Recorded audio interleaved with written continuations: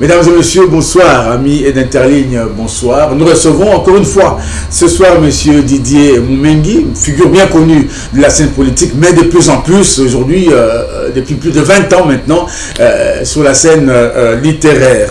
Journaliste de formation, ministre honoraire, on l'a dit, d'ailleurs chez nous, formation et presse, chef d'entreprise, formateur en management, écrivain passionné de l'histoire, mais passionné de l'intelligence, on va le dire aussi.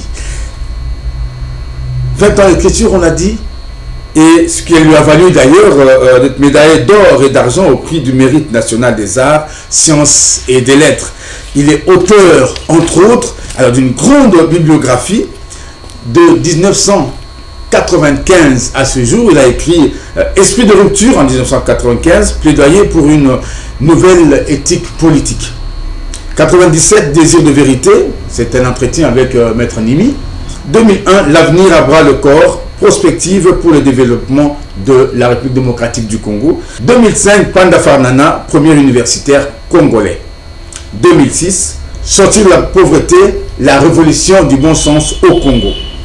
2009, la naissance du Congo, de l'Égypte en Banza Congo. 2012, les États-Unis du bassin du Congo, une co-région pour un co-développement. 2012, la révolution du pouvoir-faire pour une économie du bien commun au Congo. 2015, le baptême des baptisés, et puis il a valu d'ailleurs le prix Lovo du meilleur livre de l'année 2015. Nous le recevons aujourd'hui pour ces deux dernières parutions. Il s'agit du plaidoyer pour une histoire autobiographique du Congo, et puis le tout récent, c'est réécrire l'histoire. Monsieur Moumengi, bonsoir. Bonsoir. Aujourd'hui, deux livres, tous parlant de l'histoire, tous axés sur la problématique de l'écriture ou de la réécriture de l'histoire. Vous faites un plaidoyer et là, vous dites carrément qu'il faut réécrire l'histoire. Alors, quand on parcourt votre bibliographie, on sent que vous êtes vraiment passionné de l'histoire. On a dit de l'histoire et de l'intelligence. Vous aimez profondément votre pays et vous voulez aujourd'hui que les choses changent. Mais quand on parle de cette passion pour l'histoire, moi j'ai envie de parler plutôt d'obsession. Tout est histoire chez vous. Quand vous prenez ce livre sur Panda Farnana, je peux vous dire que c'est là que j'ai découvert votre plume. Les autres d'avant, je les ai découverts après. Le tout premier livre que moi j'ai connu de Moumengi, c'est Panda Farnana. Là encore, vous refusez que ce premier universitaire congolais disparaisse dans les oublis de l'histoire, entre guillemets, comme on dit. Vous voulez le réveiller, vous voulez, au fait, le révéler au plus grand nombre. Pourquoi cette obsession pour l'histoire? Merci pour cette invitation. Pourquoi de l'obsession, de la passion pour l'histoire, vous pensez que je développe une obsession pour l'histoire? J'en suis presque sûr. Mais c'est parce que l'homme est histoire. Je cherche moi à comprendre pourquoi notre pays est dans un état aussi piteux. Alors, quelque part, je me demande, mais quel type d'homme sommes-nous devenus?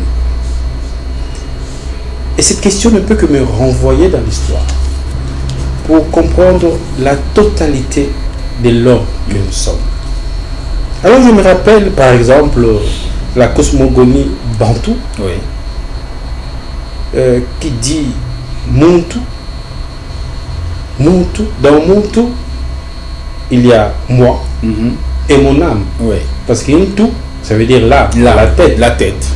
Et c'est pour cela, dans la cosmogonie bantou, Muntu et Mutu, on mène l'extrême. Oui. Mutu. Et cela suppose que l'état de notre pays est le reflet de notre Mutu, de notre cerveau, Ok. de notre âme, Ok. de notre intelligence. Mhm. Je refuse que notre intelligence puisse avoir comme devanture l'état, la qualité aujourd'hui décadente de notre vécu quotidien. Alors, je me dis, mais quel type d'homme sommes-nous? Ou plutôt, quel type d'homme sommes-nous devenus? Devenu. Alors, dans le devenir, il y a un passé Oui. et un présent. Oui. Qu'étions-nous hier Voilà. pour devenir ce que nous sommes Au devenus devenir, c'est aujourd'hui? que nous sommes devenus. Oui.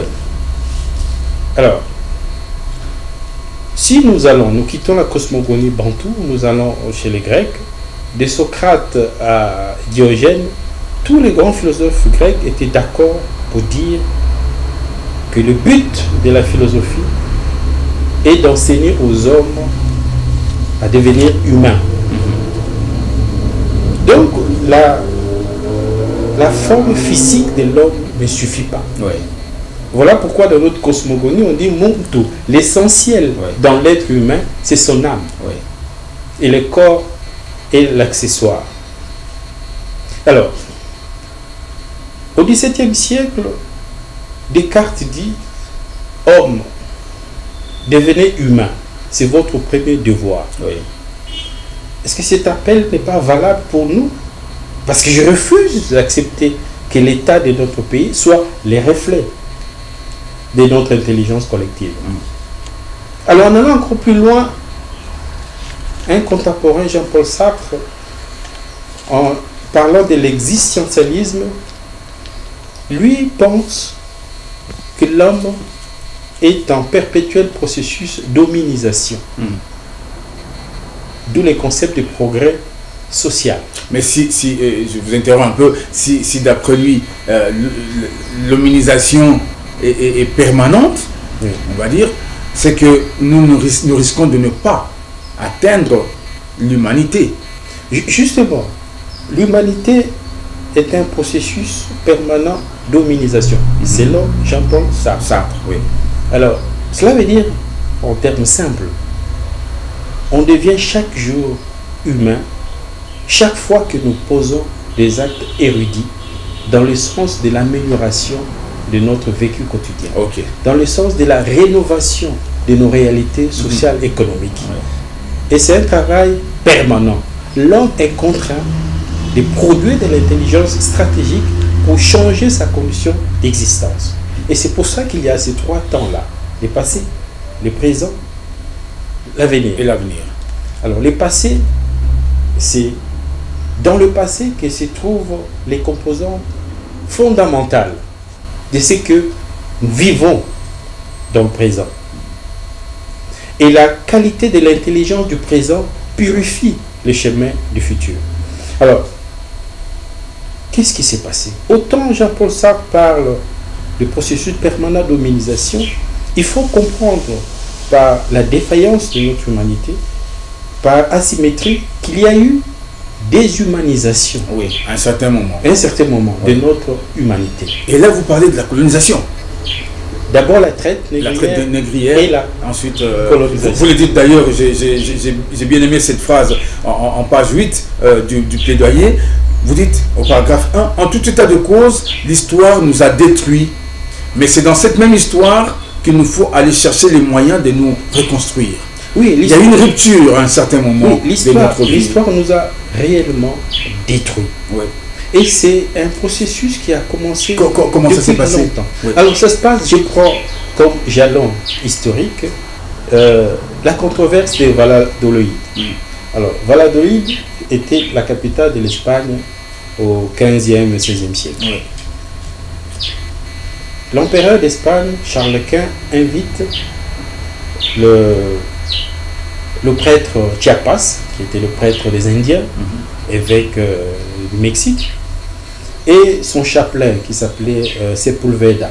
Donc Las Casas et Sepulveda. Nous sommes en 1500. il fallait décider, on vient de découvrir l'Afrique, qu'est-ce qu'on fait? L'Afrique est ce qui est devenu l'Amérique latine, qu'est-ce qu'on en fait? Alors, Las Casas défend les Indiens. Ils sont frêles, vous ne pouvez pas les soumettre à des travaux durs, des champs. Ils ne peuvent pas être des esclaves. Sepúlveda dit non, tout ce qui n'est pas chrétien doit être mis à la disposition des Européens. Et finalement, le pape Léon X tranche, dit voilà, les Indiens ne seront pas soumis à l'esclavagisme, mais il faut prendre les Noirs en Afrique et les déporter aux Amériques pour ces genres de travaux. La décision est prise. Maintenant, il fallait justifier que le Noir n'est pas vraiment homme. C'est comme ça que commence le travail de la destruction. On se rappelle qu'il y a eu une bulle papale en 1455, je crois. La bulle Romanus Pontifex, prise par le pape Nicolas V, qui a autorisé le commerce de noirs au même titre que du bétail. Alors il fallait justifier ça bibliquement.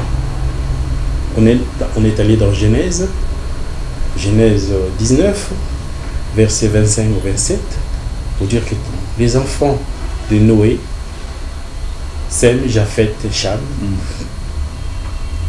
parmi eux, il y a eu Cham qui s'est moqué de la nudité de son père Noé, et Noé l'a maudit. Cham est maudit, lui et ses descendants. Alors on justifie, non?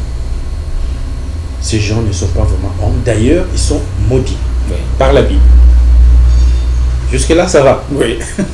Mais nous arrivons au 19e siècle.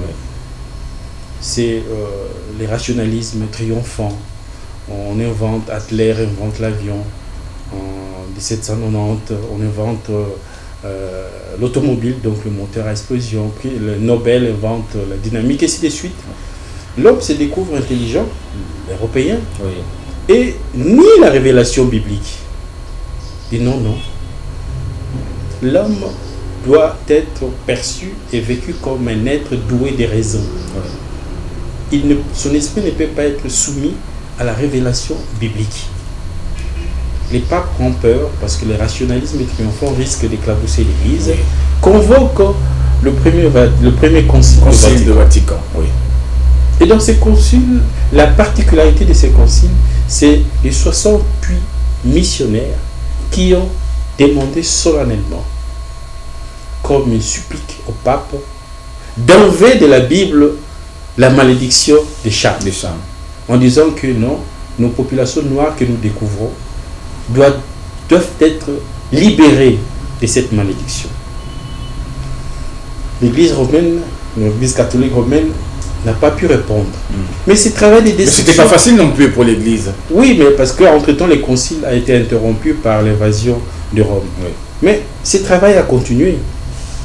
En 1911, à Bamania, aux encablures de Mbandaka, il y avait une congrégation de bonnes sœurs du sang précieux catholiques qui ont élaboré un livret de chants scolaires. Et les chants numéro 52 chantent la délivrance des Noirs de la malédiction de leur père, Cham. Cette chanson, et ceux qui sont aujourd'hui vieux peuvent s'en souvenir, ont chanté « Voilà Père Noé, le fait que Cham a été maudit, nous souffrons aujourd'hui. » On a chanté cela dans les écoles du Congo, les livrets de bonnes sœurs de sang précieux. Nous sommes déjà en 1911. Donc le travail de destruction continue. Au niveau scolaire, nous apprenons que nous avons été maudits par Noé.